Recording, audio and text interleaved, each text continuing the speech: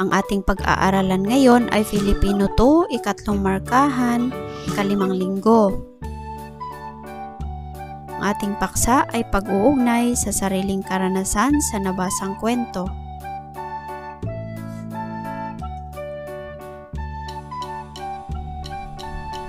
Layunin. Pagkatapos ng araling ito ay inaasahang na isasagawa mo ang mga layuning na iuugnay sa sariling karanasan ang nabasang teksto, na iuulat ng pasalita ang mga naobserbahang pangyayari sa paligid, gaya ng bahay, komunidad, paaralan, at sa mga napanood gaya ng telebisyon, cellphone, computer.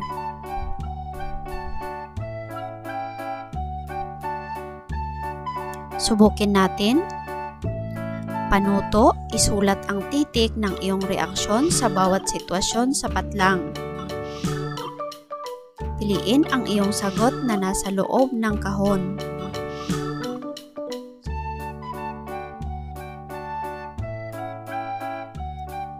Subukin natin. Panuto, isulat ang titik ng iyong reaksyon sa bawat sitwasyon sapat lang. Piliin ang iyong sagot sa loob ng kahon.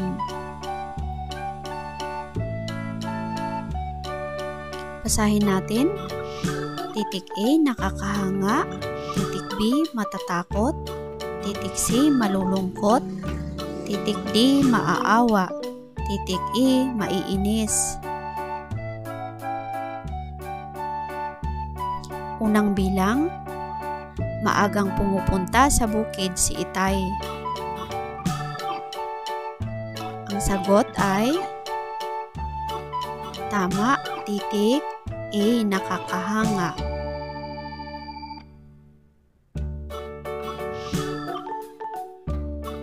Ikalawang bilang, hindi inililigpit ni Mira ang kanyang mga laruan. Ang tamang sagot ay tama, titik E, maiinis.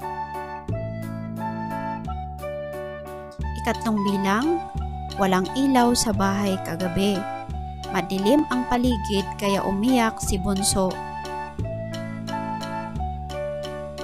Ang tamang sagot ay tama, titik B, matatakot.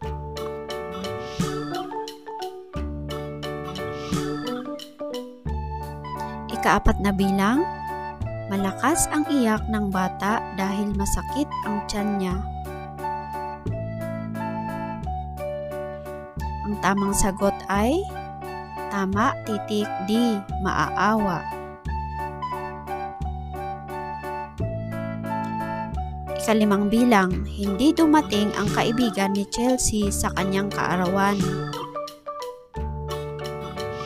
Ang tamang sagot ay tama, titik C, malulungkot.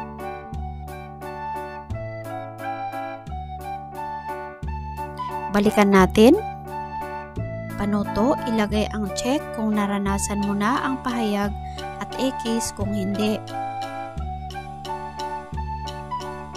Basahin muna natin bago natin sagutan, mga bata. Unang bilang, nagtatapon ako ng basura sa tamang tapunan. Ikalawang bilang, tinatakpan ko ang basurahan upang hindi mangamoy. Ikatlong bilang, inihihiwalay ko ang nabubulok sa di nabubulok na basura.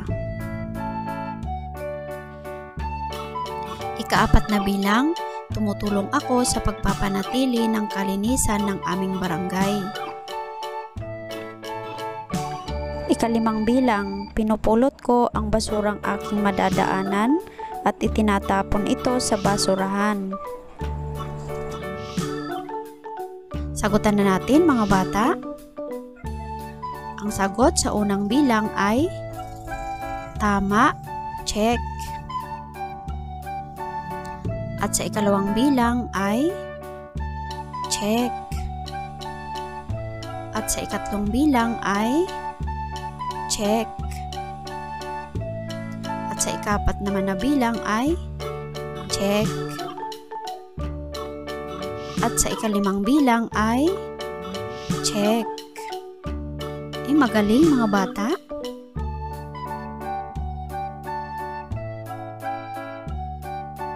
Tuklasin natin.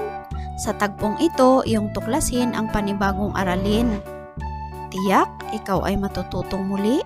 Handa ka na bang matuto? Simulan mo nang basahin ang kwento. Ang pamagat ng ating kwento ay Mapalad si Zaira.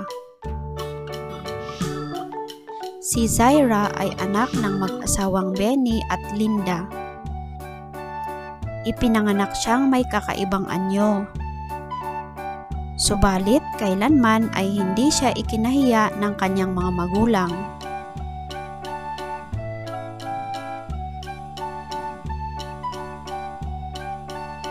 Matatanda na ang kanyang mga magulang kaya't napilitan siyang humanap ng makakain sa kabundukan. Nakita niya ang isang lalaking puno ng galos at walang malay, at tinulungan niya ang lalaki.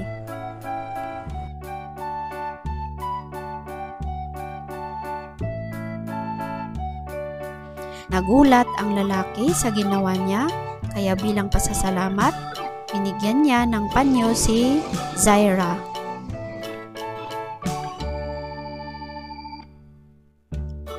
Pag-usapan natin tungkol saan ang kwento.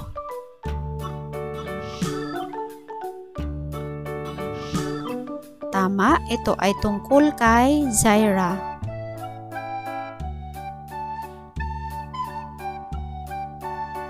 Sino ang pangunahing tauhan?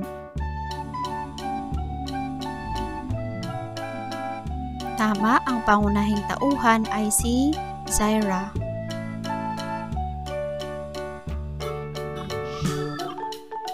Ilarawan ang katangian ni Zaira.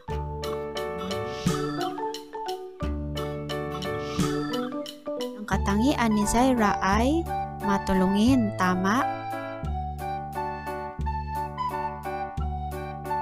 Paano nagbago ang kanyang kapalaran? Nagbago ang kanyang kapalaran sa pamamagitan ng tulong ng kanyang tinulungang lalaki sa gubat.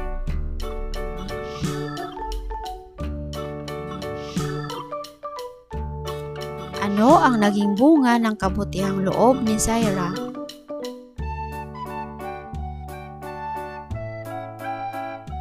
Tama, ang naging bunga ng kabutihang loob ni Zaira ay nagbago ang kanyang buhay.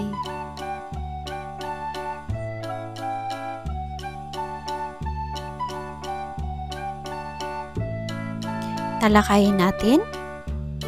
Balikan ang kwento. Sagutin ang mga sumusunod. Ngayon mga bata, kayo naman ang sasagot sa mga sumusunod na katanungan.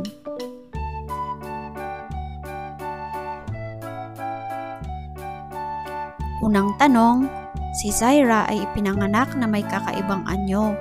Kung ikaw si Zaira, ano ang iyong gagawin?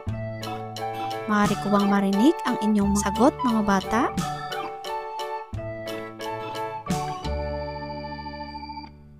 Ikalawang tanong, mahirap lamang ang buhay ng pamilya ni Zaira. Kung ikaw si Zaira, paano ka makakatulong sa iyong mga magulang?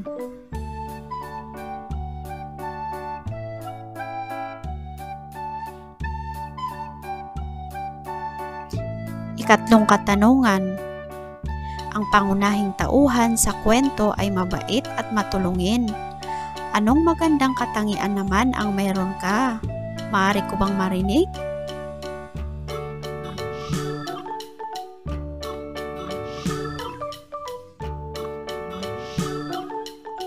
Ikaapat na katanungan, paano ipinakita ni Zaira ang malasakit sa taong nangangailangan ng tulong?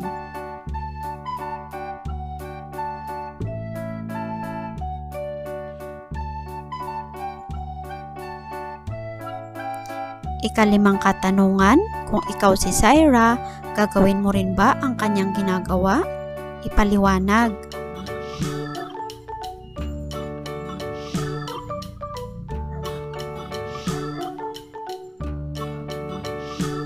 Ngayon, tandaan mga bata, isang paraan upang maunawaan ang isang binasa ay ang pag-uugnay nito sa sariling karanasan. Nakatutulong ang karanasan upang maunawaan ang tekstong binasa. Madali itong naiintindihan dahil naranasan ito katulad ng sitwasyon kaya naiuugnay ninyo ang inyong sarili.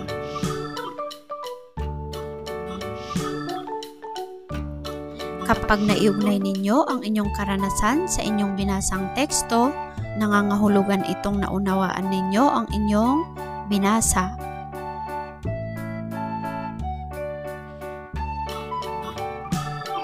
Sa pamamagitan din nito, nabibigyan din kayo ng pagkakataon na maipahayag ang inyong sarili.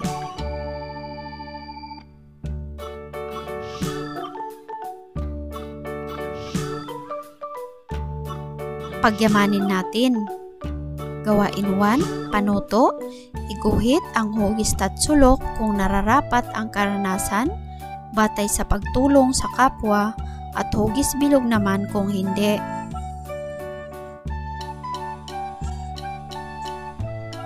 Unang bilang, nagliligpit ng pinagkainan. Ikalawang bilang, tumutulong sa paglilinis ng bahay. Ikatlong bilang, binibigyan ng pagkain ang batang humihingi ng limos. Ikaapat na bilang, tinitingnan lamang ang batang bulag na tumatawid sa kalsada.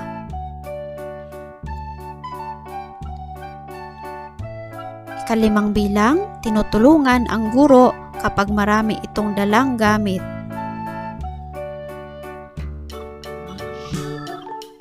Sagutan natin mga bata. Ang sagot sa unang bilang ay tama, tatsulok. Ikalawang bilang, tama, tatsulok. Ikatlong bilang, tama, tatsulok. Ikaapat na bilang, tama, bilog. Ikalimang bilang, tama, tatsulok. Gawain 2, panuto, isulat ang wasto kung ang karanasan ay nagpapakita ng tamang gawain at di wasto kung hindi. Unang bilang, madalas akong mahuli sa klase. Ikalawang bilang, nagtatapon ako ng basura sa ilog. Ikatlong bilang, iniipon ko ang sobra kong baong pera. Ikaapat na bilang, nagtatanim ako ng puno sa aming bakuran.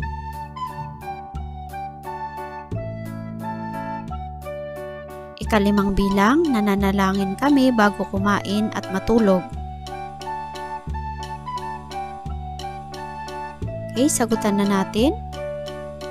Ang sagot sa unang bilang ay di wasto. Ikalawang bilang, ang sagot ay di wasto. Ikatlong bilang, ang sagot ay wasto.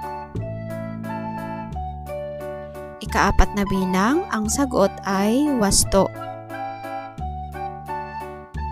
Ikalimang bilang, ang sagot ay wasto. Magaling mga bata.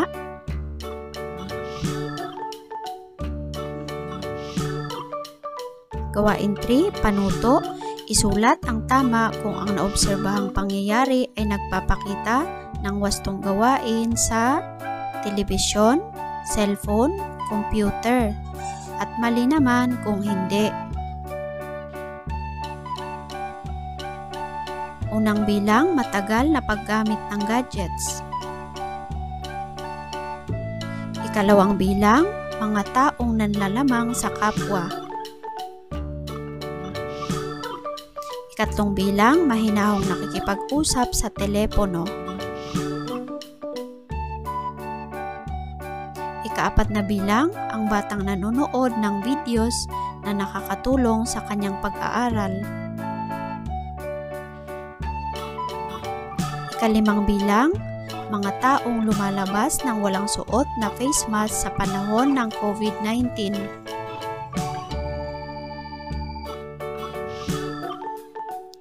Sagutan ulit natin mga bata.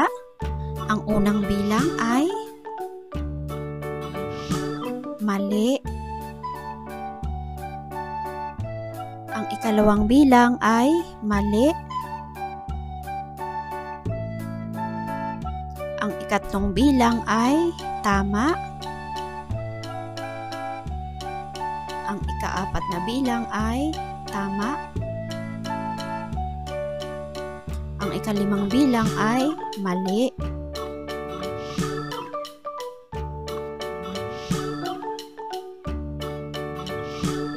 Tandaan natin, naunawaan mo ba ang ating aralin ngayon? Ang pag-uugnay ng kwentong narinig sa sariling karanasan ay nakatutulong sa pag-unawa nito. Maaring maiulat ng pasalita ang mga naobserbahang pangyayari sa paligid.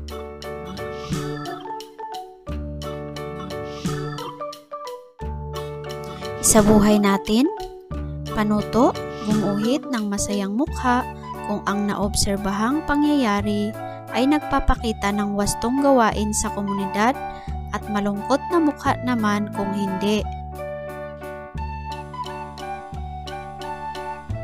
Basahin muna natin bago natin sagutan. Unang bilang, nagtatanim ng mga halaman. Ikalawang bilang, sinusunog ang mga basurang plastik. Ikatlong bilang, pagpuputol ng maraming puno sa kabundukan. Ika-4 na bilang, maglinis ng kapaligiran upang maiwasan ang dengue.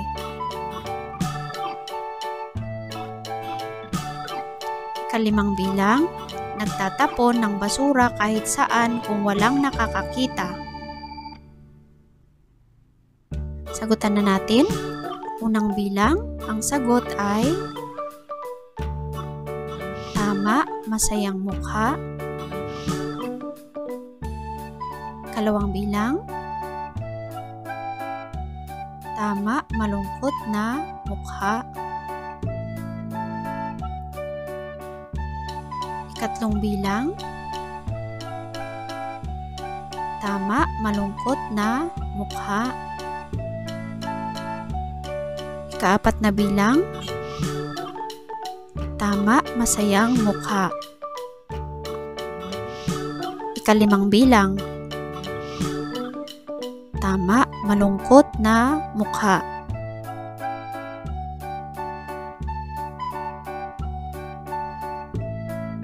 Tayahin natin, panuto, tukuyin ang mga karanasan at pangyayari sa paligid kung saan ito kadalasang naobserbahan o mapapanood. Pilugan ang titik ng iyong napiling sagot. Unang bilang, ang mga hiniram na libro sa silid-aklatan ay binabalik ng maayos. Titik A, paaralan. Titik B, komunidad. Titik C, bahay. Ang tamang sagot ay tama, paaralan. Ikalawang bilang, ang mga kawani ng barangay ay nagtutulong-tulong upang magtanim ng mga puno. Titik A, paaralan. Titik B, bahay. Titik C, komunidad.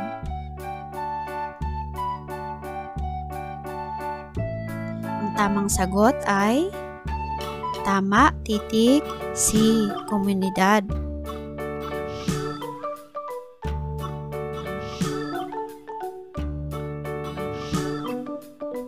Ikatlong bilang, inililigpit ng bata ang kanyang higaan pagkagising.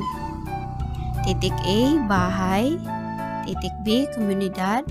Titik C, paaralan. Ang tamang sagot ay tama, titik, A, bahay. Ikaapat na bilang, ginagawang lahat ng paraan ni Pangulong Duterte na mabigyan ng mga solusyon ang mga problema ng bansa. Titik A, paaralan. Titik B, telebisyon. Titik C, bahay. Ang tamang sagot ay titik B, telebisyon.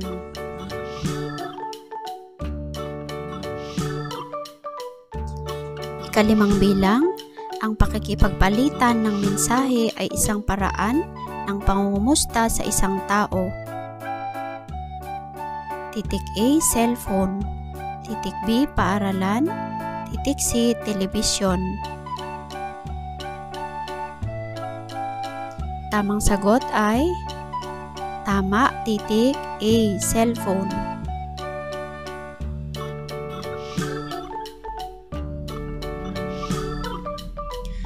Para sa inyong offline activity, gawin natin panuto, magtala ng isang naobserbahang pangyayari sa iyong komunidad.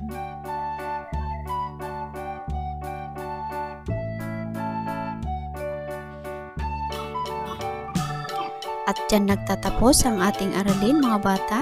Paalam mga bata, hanggang sa susunod na aralin.